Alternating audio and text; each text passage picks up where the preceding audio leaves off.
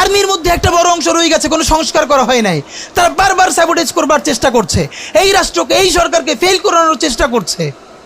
তো আপনি মুক্তিযুদ্ধের পরে যে ৩-৪ বছর এই রকম রাহাজানি হয়েছে, সেটাকে যদি অটকুন দিতে পারেন যে নতুন রাষ্ট্র গঠনের আগে এই ঝামেলাটা হয়, তাহলে এই যে নতুন বাংলাদেশের স্বপ্নের মধ্যে এইগুলোকে আপনি বড় করে মপ করে ফ্রেমিং করেন, আপনি এই জবান যে আপনার না, এই জবান যে দিল্লির জবান, ভারতীয় আধিপত্যবাদের জবান, সেইটা বুঝতে আমাদের পিএইচডি করা লাগে না। ভারতে পালিয়েছে ইনকিলাব মঞ্চের মুখপাত্র শরীফ ওসমান হাদিকে গুলি করা শুটার ফয়সাল করিম মাসুদ। একই সাথে সেখানেই পাড়ি দিয়েছে হাদিকে হত্যা চেষ্টায় ব্যবহৃত মোটরসাইকেলের চালক আলমগীর শেখ। তবে মূল আসামিরা পলাতক থাকলেও একে একে আইন শৃঙ্খলা বাহিনীর জালে ধরা পড়ছে এ ঘটনায় জড়িত সন্দেহভাজনরা।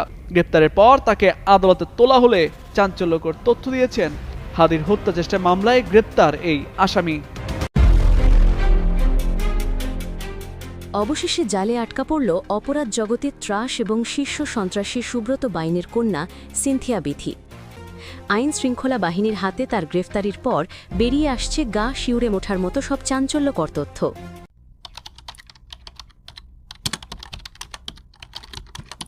হাজার হাজার কোটি টাকা নতুন করে হাসিনার সাথে মিটিং করেছে, ইলেকশনের আগে বড় বড় ফিগারকে এখানে অ্যাসাসিনেশন করা হবে, গুপ্ত হত্যা করা হবে। পুরো এখানে ভারতীয় আধিপত্যবাদ এখানে সব থেকে বেশি অ্যাক্টিভ আছে। এখানে আওয়ামী লীগের হাজার হাজার কোটি টাকা, তার সচিবরা, তার পুলিশরা, তার পান্ডারা সব রয়ে গেছে। আর্মির মধ্যে একটা বড় অংশ রয়ে গেছে, কোনো সংস্কার করা হয় নাই। তারা বারবার স্যাবোটেজ করবার চেষ্টা করছে, এই রাষ্ট্রকে, এই সরকারকে ফেল করানোর চেষ্টা করছে। তো আপনি মুক্তিযুদ্ধের পরে যে ৩-৪ বছর এই রকম রাহাজানি হয়েছে, সেটাকে যদি অটকুন দিতে পারেন যে নতুন রাষ্ট্র গঠনের আগে এই ঝামেলাটা হয়, তাহলে এই যে নতুন বাংলাদেশের স্বপ্নের মধ্যে এইগুলোকে আপনি বড় করে মপ করে ফ্রেমিং করেন, আপনি এই জবান যে আপনার না, এই জবান যে দিল্লির জবান, ভারতীয় আধিপত্যবাদের জবান, সেইটা বুঝতে আমাদের পিএইচডি করা লাগে না। সুতরাং জুলাই সনদের সাথে নির্বাচনের ক্ষেত্রে শুধু আমাদের 2 মিনিট কথা। নির্বাচন হতে হবে। আমি একটু ভদ্রতার সাথে এবং শ্রদ্ধার সাথে বিনয় আমি জানাচ্ছি যে ভাইরা যেটা বলেছেন, সকল দল মিলে আগামী 20 বছর নির্বাচন না হোক, না, এটা আমরা চাই না। আমরা নির্বাচন চাই। মানুষ গত 16 বছরে ভোট দিতে পারে নাই। মানুষ আনন্দ নিয়া শীতের সকালে বাচ্চা কাচ্চাকে কুয়াশার মধ্যে লাইন দিয়ে দাঁড়াই থাকবে, ভোট দিবে। আমরা সেই বাংলাদেশ দেখতে চাই। আমরা নির্বাচন চাই, নির্বাচন হতেই হবে। এই নির্বাচনকে বানচাল করবার জন্য দিল্লি থেকে শুরু করে আওয়ামী লীগ হাজার হাজার কোটি টাকা নতুন করে এখানে বিনিয়োগ করছে। নির্বাচন লাগবে। তবে আমাদের প্রশ্ন হলো, সেই নির্বাচনের ম্যান্ডেট হবে কি? এখানেই আমাদের কথা। কোনো ধরনের আপোষ ছাড়াই নতুন নির্বাচন হইতে হবে জুলাই সনদের ভিত্তিতে। এইটাই আমাদের কথা। জুলাই সনদের ভিত্তিতেই নির্বাচন হতে হবে এবং জুলাই সনদের বৈধতা নির্বাচনের আগেই দিয়ে সেইটার ভিত্তিতে নতুন নির্বাচন হবে, যেই নির্বাচনের ম্যান্ডেট থাকবে নতুন সংসদে নতুন বাংলাদেশের জন্য আমাদের রাজনৈতিক দলগুলো মিলে নতুন সংসদের নতুন সংবিধান উপহার দিবে। যেই সংবিধান 72-এর বাকশালী সংবিধান, ফ্যাসিবাদী সংবিধান, যেই সংবিধানের কোনো ম্যান্ডেট ছিল না বাংলাদেশ রাষ্ট্রের সংবিধান করবার, কারণ তারা পাকিস্তান রাষ্ট্রের মধ্যে শপথ নিয়ে পাকিস্তান রাষ্ট্রের জন্য সংবিধান প্রণয়নের কথা বলেছিলেন, কিন্তু বাংলাদেশ রাষ্ট্রের কোনো ম্যান্ডেট তাদের কাছে ছিল না। তারপরে তারা সংবিধান রচনা করেছেন, এরপরেও তারা একটা সেই সংবিধানকে লেজিটিমেট করবার জন্য একটা গণভোট দেন নাই। এরপরে যারা 73-এর একটা ভোট চোরের নির্বাচন দিয়েছে, সেই 73-এর নির্বাচনের ভোটের ইশতেহারের মধ্যেও তারা এই সংবিধানকে তারা লেজিটিমেসি দেন নাই, ইশতেহারে রাখেন নাই। সেই সংবিধানকে যুগের পরে যুগ আমরা বয়ে বেড়াবো, সেই দায়বদ্ধতা তো আমাদের নাই। এবং সেই সংবিধান কেমন ফ্যাসিস্ট সংবিধান করা হয়েছে, যেইটার সাংবিধানিক ভিত্তি দিয়েই আপনি একটা কথা বলতে পারবেন। এই যে সবাই বলে আইনের কথা, বলেন তো পারলে একটা কথা, হাসিনা কোনটা বেআইনি কাজ করছে? না, হাসিনা একটাও বেআইনি কাজ করে নাই। সে সমস্ত হত্যা, গুম, খুন এই সংবিধানের আইনের ভিত্তিতেই করছে। সে এই সংবিধানকে ডাস্টবিন বানিয়ে তত্ত্বাবধায়ক সরকার বাতিল করেছে, যা ইচ্ছে করে তাই করেছে। এবার তো সে তো বেআইনি কিছু করে নাই, কথা তো সত্য। আমার বিএনপির ভাইদের প্রতি শুধু একটা আফসোস লাগে, কারো কারো দেখি 72-এর সংবিধানের প্রতি তাদের কি গভীর প্রেম। যেই সংবিধানের মধ্য দিয়ে বাকশাল এসেছে, যেই সংবিধান গণতন্ত্র হত্যা করেছে। আজকে বিএনপির ভাইদেরকে একটা কথা বলি, আপনারা হয়তো অনেকে জানেনও না। পৃথিবীতে দ্বিতীয় ইতিহাস আছে কিনা মান্না ভাই জানলে বলবেন, আমি ভাইয়ের কাছ থেকে শুনতে চাইব। জিয়াউর রহমান তো একজন সামরিক শাসক ছিলেন।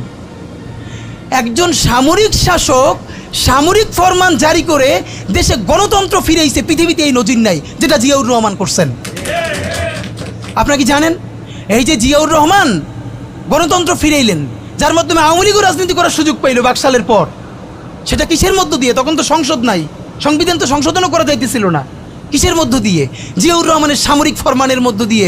পৃথিবীর একমাত্র একজন সামরিক শাসক যিনি ফিল করলেন না সামরিক পন্থা দিয়ে করা যাবে না, গণতন্ত্রে ফিরতে হবে। এবং দেখেন হাসিনারে এবং আওয়ামী লীগের চরিত্রটাই হলো এরকম, এর যে একটু ভালোবাসে তার সে হত্যা করে। শহীদ প্রেসিডেন্ট জিয়াউর রহমান শেখ হাসিনাকে দেশে আসার অনুমতি দিছিলেন, সুযোগ দিছিলেন এবং বলছে থাক সবাই রাজনীতি করুক। আসার 1 মাসের মধ্যে জিয়াউর রহমান শহীদ হয়ে গেছে, 13 দিনের মধ্যে।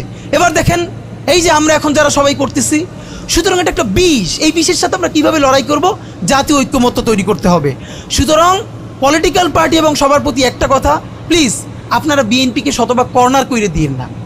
বিএনপি এই আধিপত্যবাদ বিরোধী লড়াইয়ের জন্য আমাদের একটা বড় শক্তি। এই শক্তিকে এত বেশি কর্নার করা যাবে না যাতে তারা গিয়ে আওয়ামী লীগের হাত ধরে ফেলে। তারা যদি আওয়ামী লীগের হাত ধরে ফেলে তাহলে লড়াইটা তো আমাদের জন্য আরও কঠিন হয়ে যাবে। বরং বিএনপির প্রতি আমাদের চ্যালেঞ্জ হলো, যেই বিএনপি বাকশালী সংবিধানের প্রতি প্রেম দেখাবে তারে শহীদ জিয়ার ছবিটা সামনে আইনে বলতে হবে যে এই বাকশালী সংবিধান তো জিয়াউর রহমানই ছুঁড়ে মারছিল। বেগম জিয়া বলেছেন এই সংবিধানকে ছুঁড়ে ফেলা হবে। ওমা এখন বেগম জিয়ার চেয়েও নতুন বিএনপি আসছে, বেশি প্রেমের বিএনপি। ভারতে পালিয়েছে ইনকিলাব মঞ্চের মুখপাত্র শরীফ ওসমান হাদিকে গুলি করা শুটার ফয়সল করিম মাসুদ। একই সাথে সেখানেই পাড়ি দিয়েছে হাদিকে হত্যা চেষ্টায় ব্যবহৃত মোটরসাইকেলের চালক আলমগীর শেখ। তবে মূল আসামিরা পলাতক থাকলেও একে একে আইন শৃঙ্খলা বাহিনীর জালে ধরা পড়ছে এ ঘটনায় জড়িত সন্দেহভাজনরা। এর মধ্যে অন্যতম ফয়সালের ঘনিষ্ঠ সহযোগী মোহাম্মদ কবির। ইনকিলাব কালচারাল সেন্টারেও ফয়সালের সাথে দেখা যায় এই কবিরকে। গ্রেপ্তারের পর তাকে আদালতে তোলা হলে চাঞ্চল্যকর তথ্য দিয়েছেন হাদির হত্যা চেষ্টা মামলায় গ্রেপ্তার এই আসামি। মঙ্গলবার ঢাকার মেট্রোপলিটন ম্যাজিস্ট্রেট হাসিবুজ্জামানের আদালতের শুনানিতে হাদিকে গুলি করে হত্যা চেষ্টার ঘটনায় ব্যবহৃত মোটরসাইকেলটির মালিকানা নিয়ে আদালতের নতুন তথ্য দিয়েছেন কবির। তার দাবি মোটরসাইকেলটি তার বন্ধু মাইনুদ্দিন ইসলাম শুভ কিনেছেন, তবে কেনার সময় কবিরের জাতীয় পরিচয়পত্রটি ব্যবহার করা হয়েছিল। পুলিশ বলছে ওসমান হাদিকে গুলি করার ঘটনায় প্রধান সন্দেহভাজন ফয়সল করিম মাসুদের ঘনিষ্ঠ সহযোগী মোহাম্মদ কবির। শুনানিতে কবির আদালতকে বলেন তিনি উবার গাড়ি চালাতেন এবং মাঝে মধ্যে ফয়সল করিম মাসুদ তাকে ফোন করে গুলশান সহ বিভিন্ন জায়গায় নিয়ে যেতেন। প্রায় 18 থেকে 20 দিন আগে ফয়সাল ফোন করে তাকে হাদির অফিসে নিয়ে যেতে বলেন এবং সেখানে নিয়ে যান। তিনি আরো বলেন মোটরসাইকেলটি তার বন্ধু মাইনুদ্দিন ইসলাম শুভ কিনেছেন। তারা দুজন একই দিনে মোটরসাইকেল কিনতে যান। তখন শুভ তার আইডি কার্ড ব্যবহার করে মোটরসাইকেলটি কেনেন। মোটরসাইকেলের অন্যান্য কাগজপত্র শুভর নামেই রয়েছে এবং অনেকদিন আগে সেটি কেনা হয়েছে। এর আগে গতকাল সোমবার নারায়ণগঞ্জের ফতুল্লাহ থানাধীন এলাকা থেকে কবিরকে গ্রেপ্তার করে র্যাব। এ মামলায় এর মধ্যে গ্রেপ্তার হওয়া ফয়সালের স্ত্রী শাহেদা পারভিন সামিয়া, তার শ্যালিকা মারিয়া আক্তার লিমা এবং শ্যালক ওয়াহিদ আহমেদ শিপু 5 দিনের রিমান্ডে রয়েছেন। এছাড়া ঘটনার পর ফৌজদারি কার্যবিধির 54 ধারায় গ্রেপ্তার দেখিয়ে মোটরসাইকেলের মালিক আব্দুল হান্নানের 3 দিনের রিমান্ড মঞ্জুর করা হয়। এর আগে গত 12 ডিসেম্বর মতিঝিলে জুমার নামাজ শেষে নির্বাচনী প্রচারণা শেষ করে সোহরাওয়ার্দী উদ্যানে যাওয়ার পথে দুপুর 2:20 পল্টন মডেল থানাধীন বক্স কালভার্ট এলাকায় পৌঁছালে মোটরসাইকেলে থাকা দুষ্কৃতিকারীরা হত্যার উদ্দেশ্যে হাদিকে গুলি করে পালিয়ে যায়। গুরুতর আহত অবস্থায় তাকে ঢাকা মেডিকেল কলেজ হাসপাতালে নেওয়া হয়। সেখানে অপারেশনের পর এভার কেয়ার হাসপাতালে ভর্তি করা হয়। পরে সোমবার সেখান থেকে উন্নত চিকিৎসার জন্য সিঙ্গাপুরে নেওয়া হয় হাদিকে। অবশেষে জালে আটকা পড়ল অপরাধ জগতের ত্রাস এবং শীর্ষ সন্ত্রাসী সুব্রত বাইনের কন্যা সিনথিয়া বিথি। দীর্ঘদিন ধরে পর্দার আড়ালে থেকে যিনি কলকাঠি নাড়ছিলেন সেই অপরাধ জগতের গডমাদার এখন আইনের খাঁচায়। দেশের অপরাধ জগতের ইতিহাসে সেই গ্রেফতার এক নতুন মোড়ের সূত্রপাত ঘটিয়েছে। এতদিন লোকচক্ষুর অন্তরালে থেকে বাবার রেখে যাওয়া বিশাল সন্ত্রাসী সাম্রাজ্য পরিচালনা করছিলেন তিনি। আইন শৃঙ্খলা বাহিনীর হাতে তার গ্রেফতারির পর বেরিয়ে আসছে গা শিউরে ওঠার মতো সব চাঞ্চল্যকর তথ্য। কিভাবে একজন নারী হয়েও তিনি আন্ডারওয়ার্ল্ডের চাবি নিজের হাতে রেখেছিলেন এবং কিভাবে বিদেশি গোয়েন্দা সংস্থা নীল নকশা বাস্তবায়নে কাজ করছিলেন তা শুনলে যে কেউ চমকে উঠবেন। সিনথিয়া বিথির গ্রেফতারের ঘটনাটি নিছক কোনো সাধারণ অভিযান ছিল না। গোপন সংবাদের ভিত্তিতে র্যাব 11 একটি বিশেষ দল কুমিল্লায় অভিযান চালিয়ে তাকে গ্রেফতার করে। এই গ্রেফতারির মাধ্যমে দেশের আন্ডারওয়ার্ল্ডের ক্ষমতার হাতবদল এবং দুই দেশের সন্ত্রাসী যোগাযোগের এক গভীর ষড়যন্ত্রের জাল উন্মোচিত হতে শুরু করেছে। সিনথিয়া বিথি কেবল সুব্রত বাইনের কন্যা নন, বরং বাবার অনুপস্থিতিতে তিনিই হয়ে উঠেছিলেন অপরাধ জগতের একচ্ছত্র অধিপতি বা গ্যাং মাদার। সিনথিয়া বিথির ব্যক্তিগত জীবনও বেশ নাটকীয়। তিনি সুব্রত বাইনের প্রথম সন্তান, লুসি বড় সন্তান।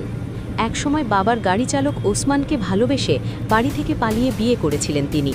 শুরুতে সুব্রত বাহিনী সম্পর্ক মেনে না নিলেও পরে মেয়ের জেদ এবং হয়তো ওসমানের নেটওয়ার্কিং ক্ষমতার কাছে নতি স্বীকার করেন। সেই সিনথিয়াই পরে বাবার অপরাধ সাম্রাজ্যের হাল ধরেন। চাঁদাবাজি, টেন্ডারবাজি এবং অবৈধ অর্থ লেনদেন সহ সব ধরনের অপরাধমূলক কর্মকাণ্ডের নিয়ন্ত্রণ ছিল তার হাতে। বাবার অবর্তমানে তিনিই হয়ে উঠেছিলেন একচ্ছত্র ক্ষমতার অধিকারী। গোয়েন্দা কর্মকর্তারা বলছেন, সিনথিয়ার নেতৃত্ব ছিল তার বাবার চেয়েও বেশি প্রযুক্তি নির্ভর। তিনি দূর থেকেও তার অনুগতদের মাধ্যমে সন্ত্রাসী কর্মকাণ্ডে সক্রিয় রাখতেন। তার গ্রেফতারের পর তাকে ঢাকা মহানগর গোয়েন্দা পুলিশের কাছে হস্তান্তর করা হয়েছে। রিমান্ডে তাকে নিবিড় জিজ্ঞাসাবাদের মুখোমুখি হতে হবে। তার কাছ থেকে অস্ত্রভাণ্ডার এবং লুকানো কিলারদের সম্পর্কে গুরুত্বপূর্ণ তথ্য পাওয়ার আশা করছেন তদন্তকারীরা। বিশেষ করে জুলাই বিপ্লবীদের উপর হামলার পেছনের মূল পরিকল্পনাকারীদের নাম তার মুখ থেকে বেরিয়ে আসতে পারে। বাবার দীর্ঘ কারাবাসের সুযোগে অপরাধ জগতের রিমোট কন্ট্রোল নিজের হাতে তুলে নিয়েছিলেন তিনি। সিনথিয়ার এই উত্থানের পেছনে রয়েছে তার বাবা সুব্রত বাইনের এক দাপুটে অতীত। ৯০-এর দশকের ভয়ঙ্কর আতঙ্ক সুব্রত বাইন দেশের অপরাধ জগতে এক ত্রাসের নাম।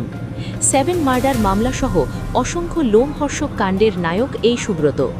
বিচার এড়াতে তিনি দীর্ঘ সময় ভারতে আত্মগোপনে ছিলেন, কিন্তু রহস্যজনক ব্যাপার হল ভারতে গিয়েও তিনি পুরোপুরি নিরাপদ ছিলেন না। বিভিন্ন সময় গ্রেফতার হলেও কোনো না কোনো অদৃশ্য শক্তির ইশারায় তিনি বারবার আইনের ফাঁক গলে বেরিয়ে এসেছেন। অভিযোগ রয়েছে ভারতের গোয়েন্দা সংস্থা এবং প্রশাসনের একাংশের সাথে সুব্রতের গভীর সখ্যতা ছিল। তারা সুব্রতকে একটি তুরুপের তাস হিসেবে ব্যবহার করতে চেয়েছিল। ১৯৭১ সালে যেমন বুদ্ধিজীবী হত্যার মাধ্যমে জাতিকে মেধাশূন্য করার চক্রান্ত হয়েছিল, বর্তমানেও সেই একই কায়দায় জুলাই বিপ্লবের নায়কদের সরিয়ে দেওয়ার ছক কষা হয়েছে। আর এই নীল নকশা বাস্তবায়নে প্রয়োজন ছিল সুব্রত বাইনের মতো পেশাদার চক্রের। স্বৈরাচারী শেখ হাসিনা দেশ থেকে পালিয়ে গেলেও তার ষড়যন্ত্র থেমে নেই। নিশ্চিত পতন জেনে তিনি এখন এক ভয়াবহ কিলিং মিশনে নেমেছেন। এই মিশনের মূল লক্ষ্য হল নির্বাচনের আগে জুলাই বিপ্লবের সাহসী যোদ্ধাদের পৃথিবী থেকে চিরতরে সরিয়ে দেওয়া। কিন্তু এই কাজ সাধারণ ছিচকে সন্ত্রাসী দিয়ে সম্ভব নয়। এর জন্য প্রয়োজন ঠান্ডা মাথার প্রশিক্ষিত। ঠিক এই জায়গাতেই প্রয়োজন হয় সুব্রত বাইনের মতো শীর্ষ সন্ত্রাসীদের। ভারতের মাটিতে বসে হাসিনা এবং বিদেশি গোয়েন্দা সংস্থা মিলে বাংলাদেশের পরিস্থিতি অস্থিতিশীল করতে এই পুরনো ও পরীক্ষিত সন্ত্রাসীদের নতুন করে মাঠে নামিয়েছে। সুব্রত বাইন কারাগারে থাকলেও তার নেটওয়ার্ক এক মুহূর্তের জন্য দুর্বল হয়নি। আর এই নেটওয়ার্ক সচল রাখার মূল দায়িত্বটি পালন করছিলেন তার মেয়ে সিনথিয়া বিথি। সিনথিয়া বিথি তার বাবার নির্দেশে অপরাধ জগৎকে নতুন করে সাজিয়েছিলেন। তিনি কেবল স্থানীয় সন্ত্রাসীদের নিয়ন্ত্রণ করতেন না, বরং বাবার বিশাল অস্ত্রভাণ্ডার এবং প্রশিক্ষিত কিলার বাহিনীর সাথে নিয়মিত যোগাযোগ রাখতেন। তার বিরুদ্ধে আন্তর্জাতিক সন্ত্রাসবাদের সঙ্গে গোপন সখ্যতার গুরুতর অভিযোগ রয়েছে। বিশেষ করে ভারতের কিছু সন্ত্রাসী গ্রুপ ও অপরাধ চক্রের সঙ্গে তিনি গোপন যোগাযোগ স্থাপন করেছিলেন। এই দুই দেশের সংযোগের মাধ্যমে বাবার নেটওয়ার্ককে আরও শক্তিশালী ও প্রাণঘাতী করে তুলেছিলেন তিনি। তদন্তে জানা গেছে তিনি আধুনিক প্রযুক্তি ব্যবহার করে অত্যন্ত কৌশলী ও আগ্রাসী কায়দায় অপারেশন পরিচালনা করতেন। বাবার চেয়েও তার নেতৃত্বের ধরন ছিল অনেক বেশি সুসংগঠিত। তবে সবচেয়ে আতঙ্কের খবর হল পার্শ্ববর্তী দেশ অর্থাৎ ভারতের গোয়েন্দা সংস্থা গত কয়েক মাসে অন্তত ৮০ জন সুব্রত বাইনের মতো ভয়ঙ্কর আততায়ীকে দেশের বিভিন্ন পয়েন্ট দিয়ে অনুপ্রবেশ করেছে। সাংবাদিক জুলকরনাইন তার অনুসন্ধানী প্রতিবেদনে এমনই বিস্ফোরক তথ্য সামনে এনেছেন। এই ৮০ জন কিলার এখন দেশের বিভিন্ন প্রান্তে ছড়িয়ে পড়েছে এবং তাদের টার্গেট জুলাই বিপ্লবের সাহসী যোদ্ধারা। সমালোচকদের দাবি এই কিলারদের নিয়ন্ত্রণ করা এবং তাদের কাছে নির্দেশনা পৌঁছে দেওয়ার কাজটি করতেন সিনথিয়া বিথি।